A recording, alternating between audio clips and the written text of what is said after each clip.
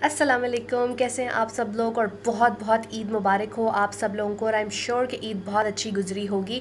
आज इस टॉपिक पे हमने बात करनी है वो ईद बिल्कुल भी नहीं है। बात हमने कुछ करनी है 14 अगस्त के हवाले से कि हमारा जश्न आज़ादी जो है वो उस वक्त पे या उस मौसम में आता है कि जिस वक्त मानसून और बारिशों का मौसम होता है। और होता ये है कि लोग झंडे झंडियाँ लगाकर उन्हें अक्सर भूल ही जाते हैं कि हमने इनको उतारना भी था। तो मेरी आपसे गुजारिश है, झंडियाँ तो खैर अब तक बह चुकी हैं, लेकिन जो आप लोगों के टेरेस पे और आप लोगों के जो लॉन्स वगैरह में और दीवारों पर जो झंडे लगे हुए हैं उन्हें खुदारा उतार लीजिए। उन्हें उतार के धोइए, प्रेस करके पैक करके दोबारा रख लीजिए और इसको फिर दोबारा 6 सितंबर, 25 दिसंबर और 23 मार्च को लगाइएगा। इस तरह ये किफ़ायत शारी भी है, पैसे की बचत भी है और ये हमारे जो अजीम परचम की जो है बेहुरमती से भी हमें बचाता है।